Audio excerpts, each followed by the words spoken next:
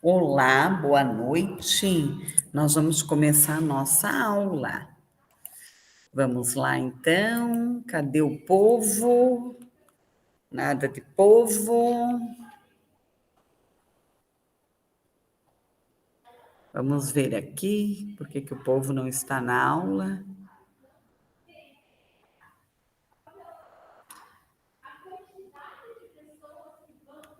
Vamos ver aqui.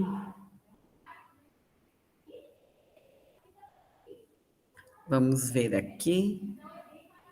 Cadê?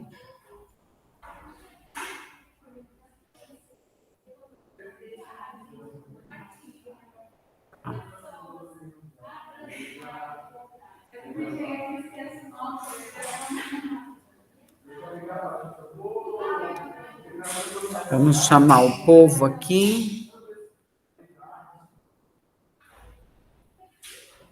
Vamos lá. Vamos para a aula, vamos ver o que não foi visto, o que falta ser discutido, o que vocês têm dúvidas.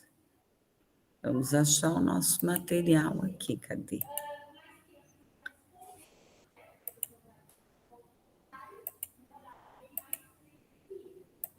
Opa, vamos lá, eu abri tanta janela, pessoal.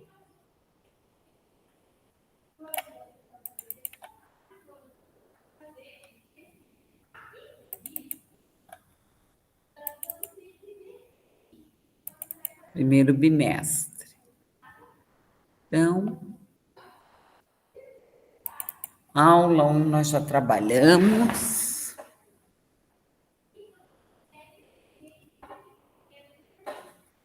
Vamos abrir as aulas, rever, ver o que foi trabalhado, o que não foi trabalhado.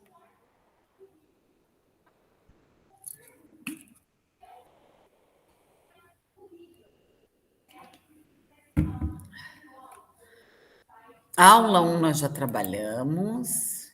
Aula 2, vamos ver. Dar uma retomada aí nos conteúdos. Aula 2 também. Aula 3 também. Aula 4. Vamos ver a aula 4. Aula 4, né? Do Corvo, nós trabalhamos, a educação. Foi trabalhado. Então, nós vamos trabalhar hoje a aula 5.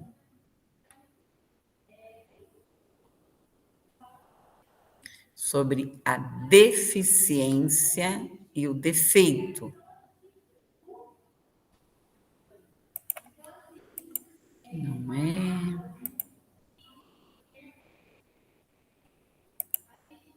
Ih, será que eu caí? Cadê o Meet? Aqui não tá. Acho que o Meet sumiu. Achei. Ai, ai. Eu abri tanta janela que eu não estou achando o Meet aqui. Achei. Então, nós vamos, então, discutir hoje. Deixa a professora Edi arrumar aqui certinho, compartilhar, permitir.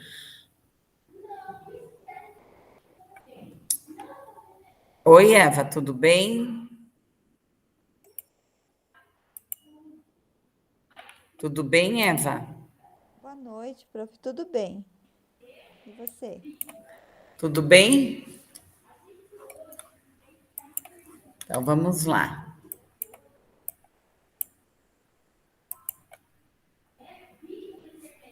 Prof, eu não consegui ler Vamos. o material. Oi? Eu não consegui ler o material, tá? Foi bem corrido. É que eu tô fazendo um cursinho para prova Eu vou da colocar o prefeitura. fone, porque eu acho que eu não estou conseguindo te escutar. Deixa eu ver se eu estou com o volume baixo aqui, só um pouquinho. É. Tá me ouvindo agora?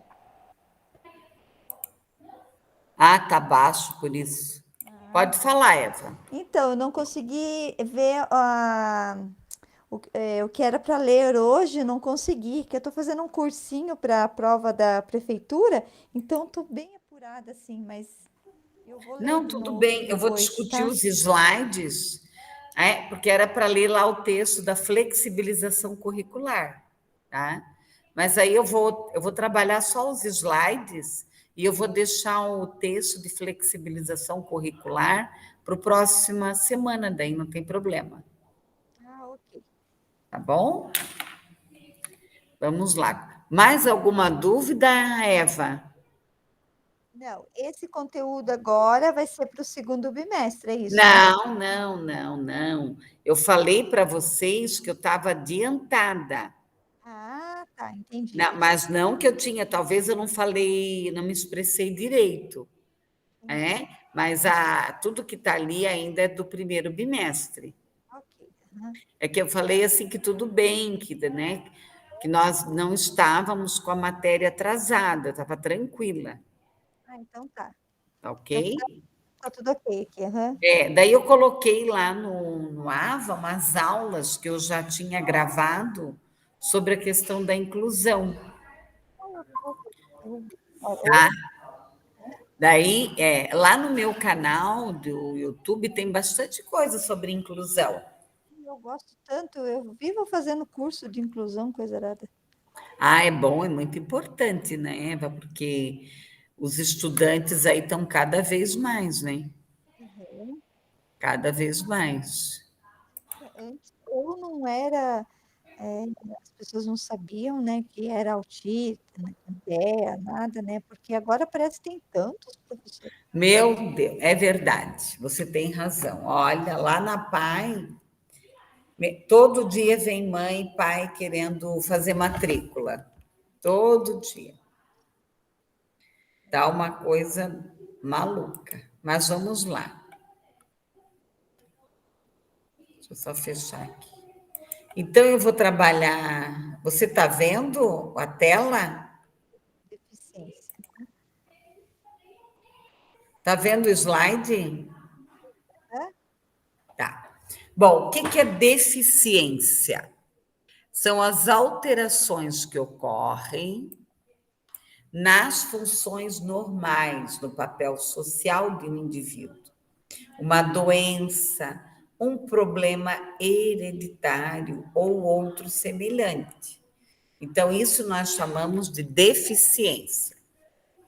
O que é um defeito? Um defeito é qualquer perda ou anormalidade psicológica ou anatômica.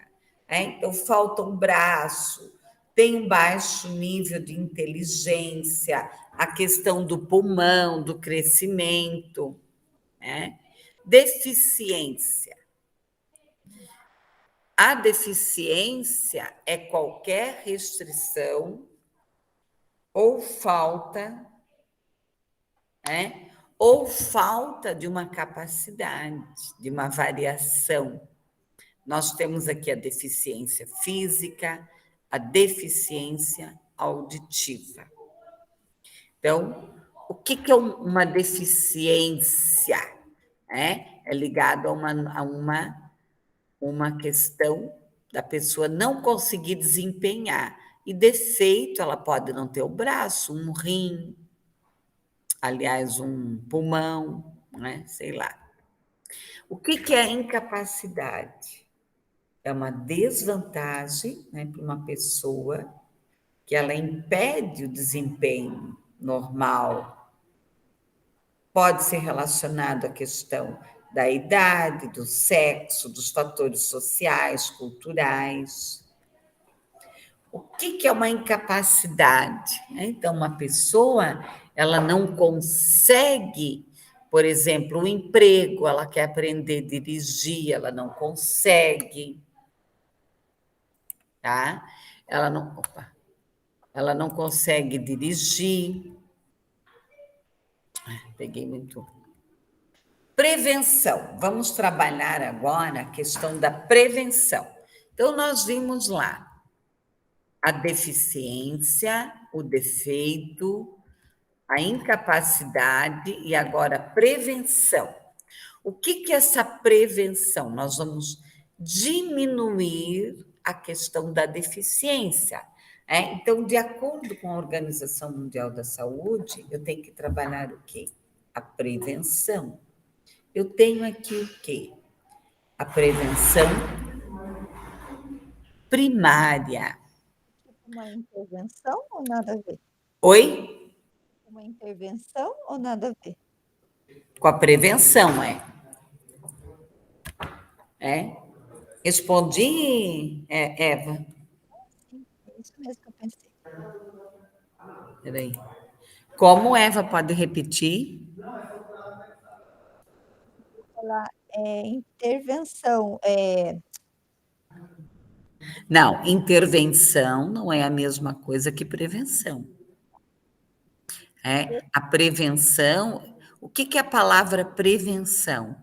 A palavra prevenção é quando eu trabalho antes. Intervenção é quando já aconteceu aquele fato. e vai trabalhar o déficit ali. O evento já, Tá. o fato. Entendeu? Aham, obrigada. Tá? Imagina, fique à vontade. Então, o que é a prevenção primária? Prevenção primária, segundo a Organização Mundial da Saúde, nós vamos trabalhar antes do ocorrido. Então, antes do fato acontecer, antes da deficiência for constatada. Então, eu vou trabalhar o aconselhamento, a questão pré-natal, a avaliação, a gravidez de alto risco. Dentro do perinatal, né, as melhorias do parto, nascimento. Por quê? Tem muitos erros médicos, às vezes, lamentavelmente. Nós vamos ter erros médicos que vão levar essas crianças, às vezes, a uma deficiência. Eu tenho pós-natal, que ele pode. O que eu posso fazer? Minimizar as patologias. Ou se essa criança já nasceu com alguma deficiência, eu trabalhar. Aí eu tenho aqui o teste de apagar, o teste do pezinho, que quando a criança nasce, que é o pós-natal, é muito importante verificar isso. Então, essa escala que foi criada por um anestesiologista americano, o pediatra vai fazer uma análise da vitalidade do bebê.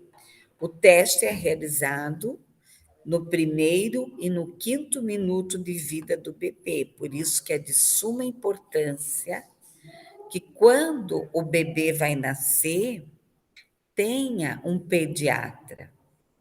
Então, os sinais de... Oi? Geralmente as crianças que têm algum transtorno, o apagar dela já é baixo, né? Quando você pergunta para a mãe, às vezes é bem baixo. Já é bem baixo. Então, esse teste ele é muito importante. Ele é porque, de repente, a criança não tinha. Às vezes, a criança vai nascer com alguma deficiência, às vezes já é verificado na vida intrauterina, principalmente síndrome de Down. Os médicos já levantam antes a questão da síndrome de Down. A questão da síndrome de Down. Mas a questão, às vezes, a criança pode ter um problema que durante a avaliação, que a mãe vai do médico e faz todo o pré-natal, não é visto nada.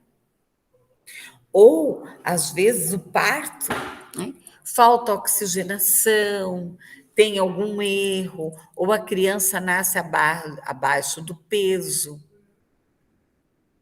A criança ela tem que ter, no mínimo, 2,5 kg. Se ela nascer abaixo de 2,5 kg, Tá? Se ela nascer abaixo de 2,5 kg, ela é prematura. Então, ela tem. Então, muita coisa pode acontecer. De repente, a vida pré-natal foi ótima, a mãe teve um descanso, teve um relacionamento bom, teve uma vida acolhedora, teve uma boa alimentação, ou não. Nós temos mães que são, infelizmente, mães do crack, do HIV, das doenças infecto-contagiosas. Nós temos mães agora, a questão da pandemia, do Covid, tá? Do Covid, da pandemia. Então, tem uma série de questões aí. Microcefalia, Como? microcefalia, Encefalia? microcefalia eu acho que é, não é? Nós temos micro o que que é? O cérebro não cresce.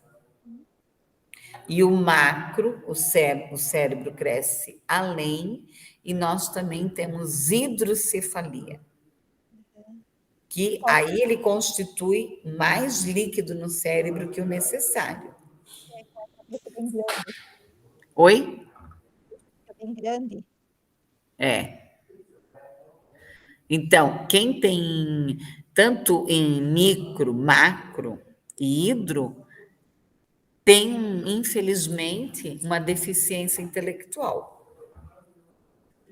Daí, claro, tem que fazer os testes, tudo, para verificar o nível de atraso, mas eles têm.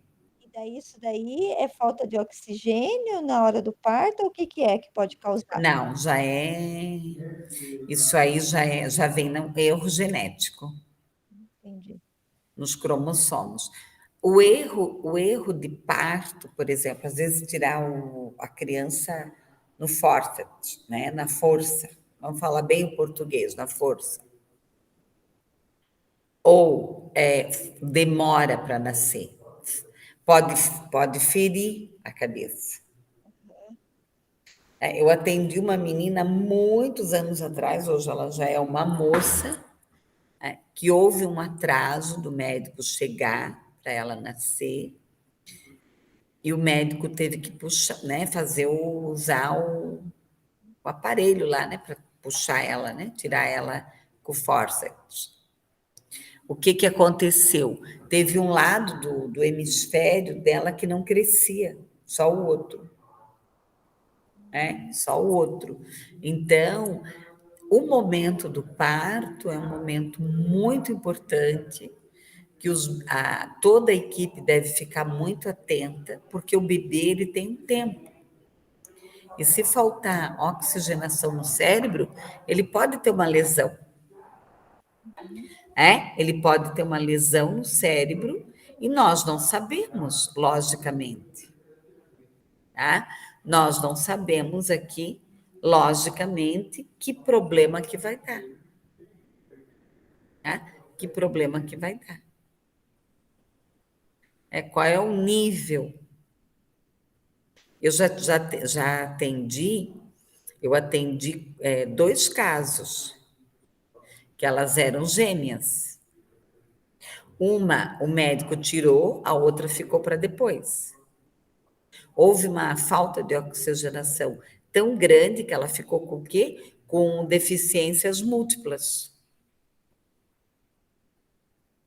Ela morreu faz uns 2 anos, essa.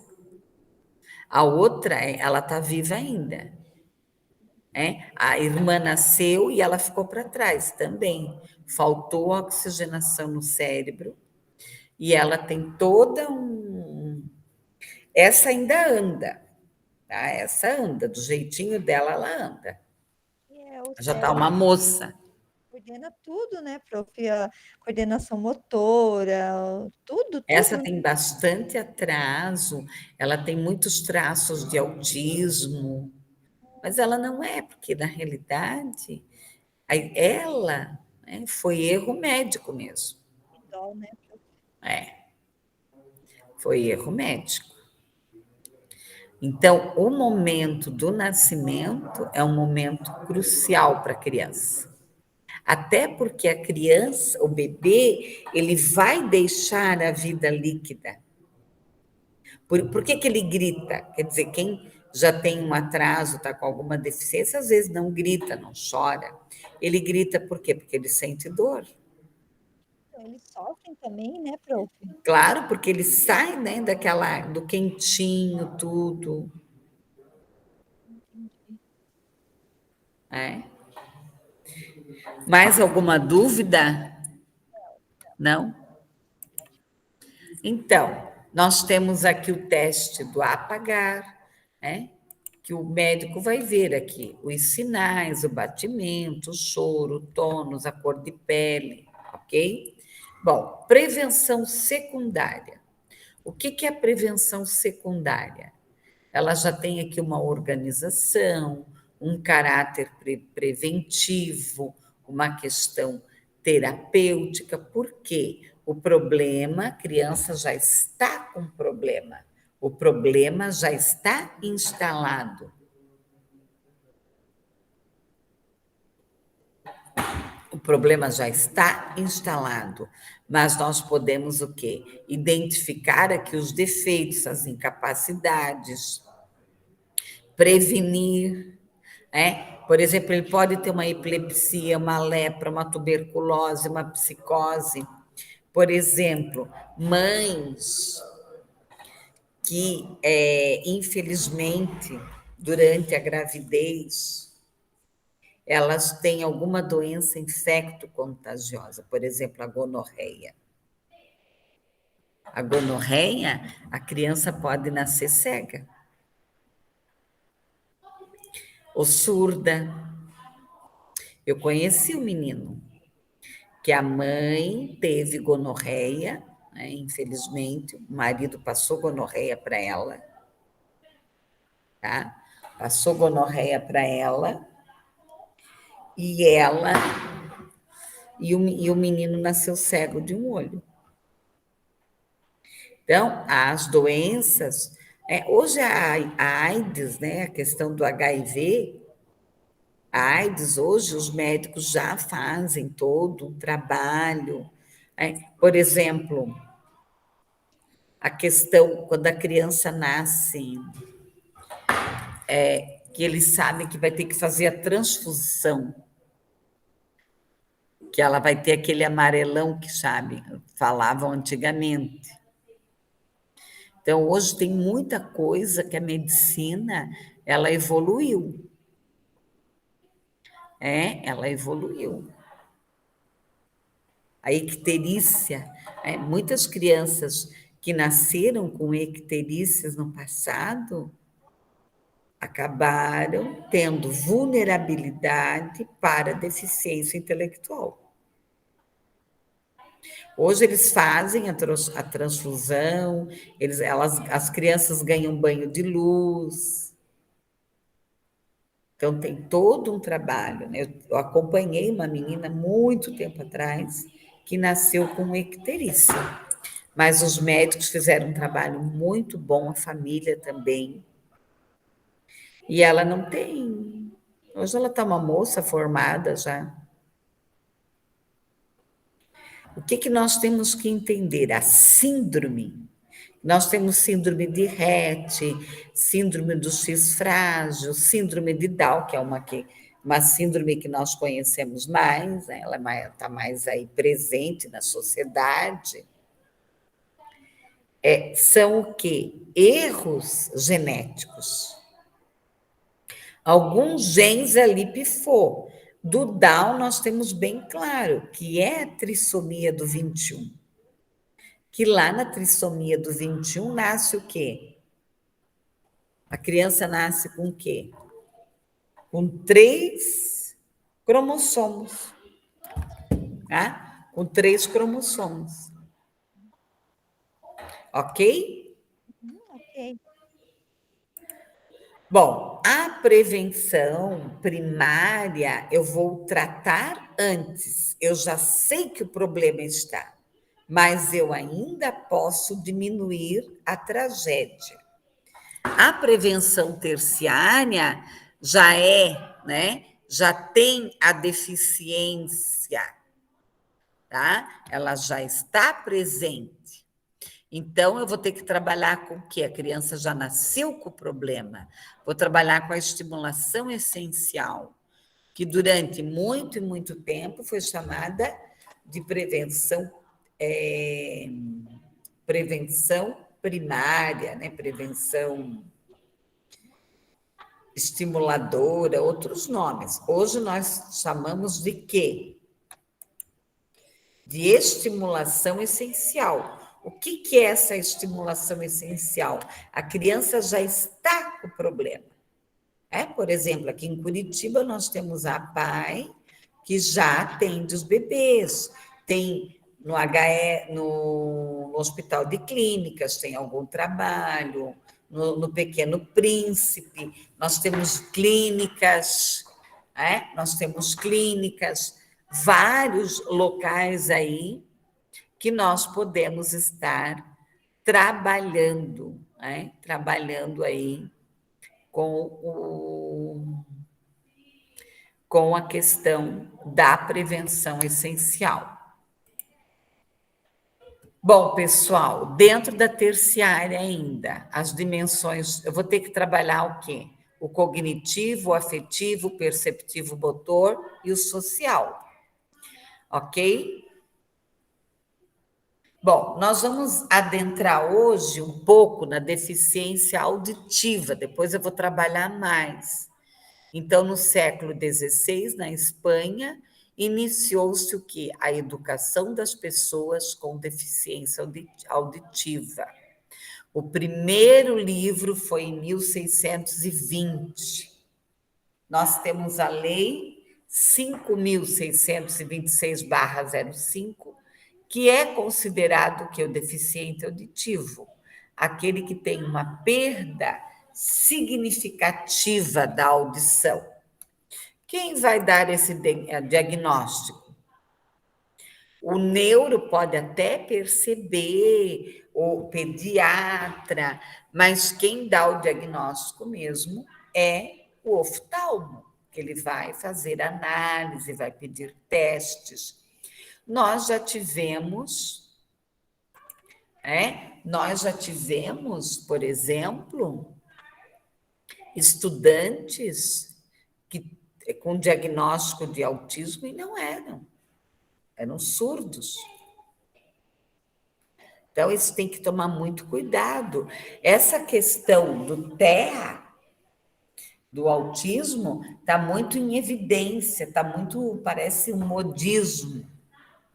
Ontem mesmo, uma colega me procurou que foi levado o sobrinho dela num pediatra, a criança tem 1 ano e 2 meses, tá? 1 ano e 2 meses. E o médico está dizendo que ele já o neuro falou que ele é autista. Nossa, Gente, 1 ano e 2 meses? muito, nossa, mas nem tem. Exatamente. É um conjunto de profissionais, né, professora? Não é só um neuro que vai dizer que tem ou não. Exatamente. Nós temos que trabalhar o quê? A equipe interdisciplinar. E outra coisa, particularmente, antes até os 3 anos, aos 3 anos, você pode levantar uma hipótese diagnóstica, que aquele estudante tem autismo. Mas ainda você tem que esperar até os 6, 7 anos. Porque às vezes, sabe, é falta de estímulo. Eu fui recentemente, não, acho que foi durante a pandemia, também uma colega pediu para eu ajudar uma moça que estava apavorada, que ela foi ao médico, o menino com 1 ano e 6 meses, e o pediatra, tá? O pediatra afirmou que aquele bebê tinha autismo, era TEA. Aí eu fui na casa da mãe, tudo, fui lá, porque eu gosto de ver como é que a criança é tratada, acolhida, a questão do banho, do brincar, da alimentação. E o que que eu percebi? Que a mãe ficava com ele só no colo. É igual colocar a criança no chiqueirinho. Não estimulava. É, bem isso.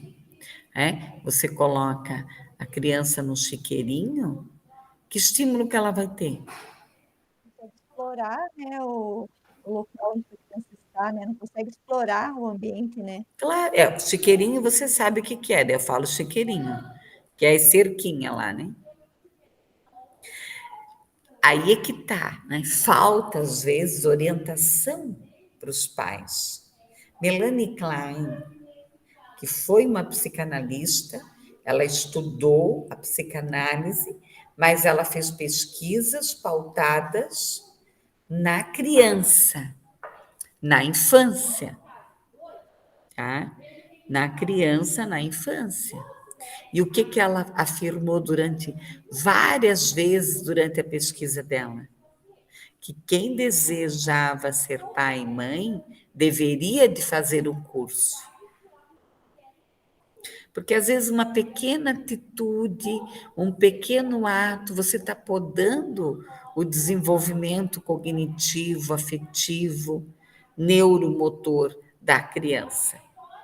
Eu vejo, eu trabalho com as crianças altamente comprometidas e difíceis. Hoje eu fiz contenção com um menino que não fica sentado. Não foi fácil, porque grita às vezes, esperneia, eu fico lá segurando. Como é que depois ele ficou sentado? Entendeu? Aí ele gritou, gritou, gritou, e eu fiquei lá. Aqui é todo mundo sentadinho. Ele ficou. Depois do lanche, ele ficou. Ele foi lanchar, ele ficou sentado. Ele voltou do recreio, ele ficou sentado. Não chorou mais. É? Aí você vê que o quê? Que ele tem o diagnóstico de autismo e que a família não tem o manejo com ele.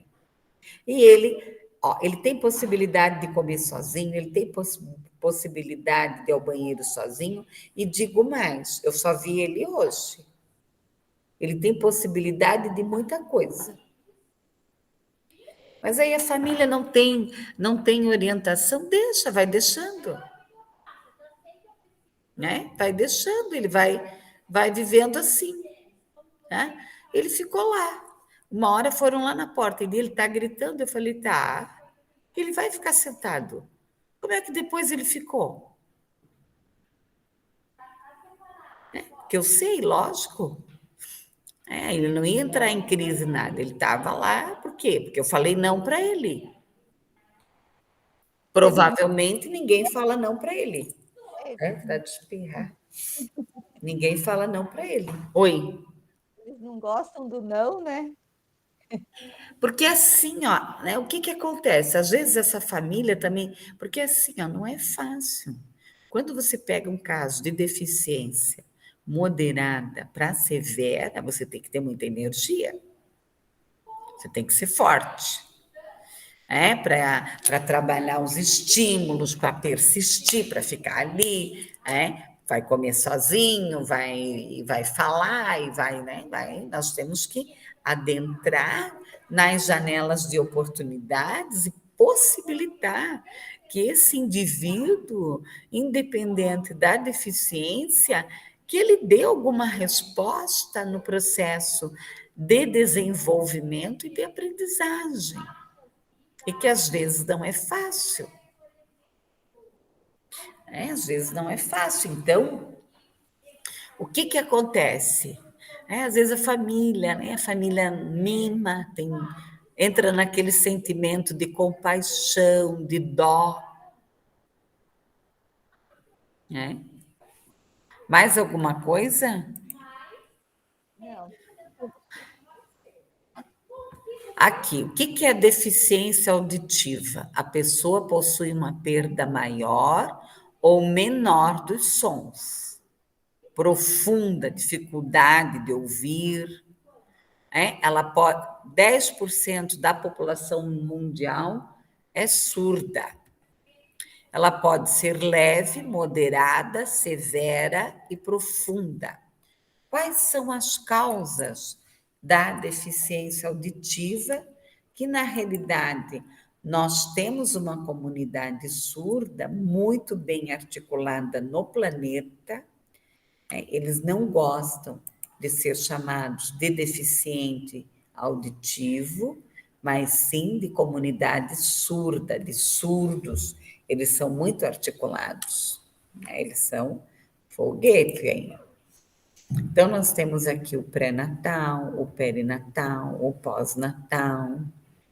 Ele pode ouvir, ter ruídos, e tudo. Quem faz essa análise do nível de deficiência é o médico. Né? Nós não temos essa capacidade, nem psicólogos, nem pedagogos. Aqui nós temos o quê? A língua brasileira de sinais. Teve uma origem na questão francesa, no país, tá? E eu vou trabalhar mais à frente a questão do surdo. Nós vamos adentrar, nos aprofundar mais na questão do surdo. O surdo, ele tem, eu diria assim, o surdo, ele às vezes, ele tem mais dificuldades de se integrar, de se incluir. Por quê? Porque nem todo mundo fala Libras. Libras é um outro idioma, que não é tão fácil assim. Um tempo atrás, um colega meu, que estava numa instituição, me ligou e falou: Edi, eu vou ter um estudante surdo e eu preciso aprender Libras. Eu falei, querido, às vezes a pessoa, por ingenuidade, eu, por exemplo, eu não domino Libras.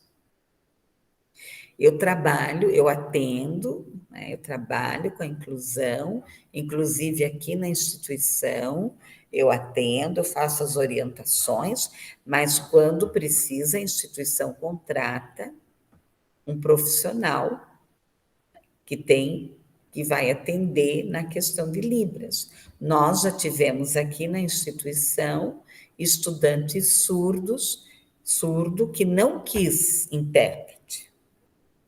Ele ouvia e fazia a leitura labial dos professores. Ele se formou, final do ano passado, em logística. E ele tinha um pouco da fala, porque aqui nós temos aí duas linhas dentro da questão dos surdos. Não se fala surdo-mudo. Esse termo já caiu faz muito tempo. Desde 2002, se eu não me engano, esse termo surdo-mudo já caiu. Tem muita gente ainda que fala: ele é surdo-mudo. Não, ele é surdo. Porque todo surdo fala, se comunica. Hoje nós temos uma outra visão sobre a questão da comunicação. Pode ser que ele não tenha materialização. O que é a materialização da linguagem, da comunicação? É a fala. A fala é a materialização. Então, pode ser que ele não fale. Pode ser que ele não fale, mas ele se comunica. E o surdo, ele tem um problema muito sério, porque não existe textos para surdo. O cego, como ele escuta, ele vai ser alfabetizado em braille. Hoje nós temos os ledores, que nós vamos ver, os ledores eletrônicos, nós temos as bibliotecas, hoje, inclusive, a nossa própria biblioteca, ela lê. A nossa biblioteca virtual. Então, o surdo, ele tem muita dificuldade no que se refere à questão dos textos, porque ele vai te mandar o bilhete assim, né? Que bilhete que ele vai te mandar? Ele vai te mandar um bilhete assim, por exemplo. Amanhã, casa. Ele não vai usar os artigos, os elementos que fazem a interconexão dos subjetivos, dos adjetivos. Aí você vai ler manhã casa, e agora? Manhã casa o quê? Ele vai na minha casa ou eu vou na casa dele? Então, não existe textos para eles. Então, é muito complicado. A vida do surdo não é tão simples assim quanto parece. E aí é que está.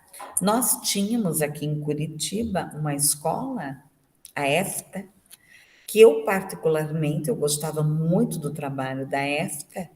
A EFTA, ela alfabetizava através da oralidade. Ela não usava a língua dos sinais.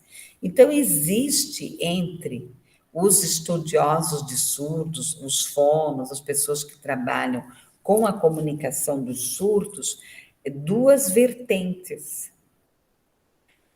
Os estudiosos que vão defender a questão da oralidade, que é bem complicado, você vai aqui trabalhar, porque cada som tem uma questão diferente aqui, ó, cada som, tá? Cada sonzinho aqui tem levanta diferente aqui as cordas vocais aqui. Ou pela língua de sinais. Tá? Eu, particularmente, de Marise, eu penso que seria interessante nos dois. A escola, deixa eu já vou te dizer qual foi a escola. É a Unileu. A Unileu faz os 4 anos que apareceu um adulto lá, surdo, que ele não foi alfabetizado em nada, nem pela oralidade e nem por Libras. Estava em casa, né? Esquecido. Então complica. Tá? Então complica bastante. Bom, Eva, hoje seria isso. Daí ficou ainda o slide, ficou mais alguma coisa, mas nós trabalhamos na próxima aula. Ok, prof, muito bom. Mais Olha, alguma dúvida? não, tranquilo. Obrigada pelo esclarecimento aí. O que você achou da aula? Muito boa. Parabéns, prof. Tá bom, então, querida. Depois eu gravo a aula lá. Na próxima semana teremos aula, Ok, então. Obrigada, prof. tá? Um Até mais. beijão para ti e até. Fica com Deus. Tchau, tchau. Tchau.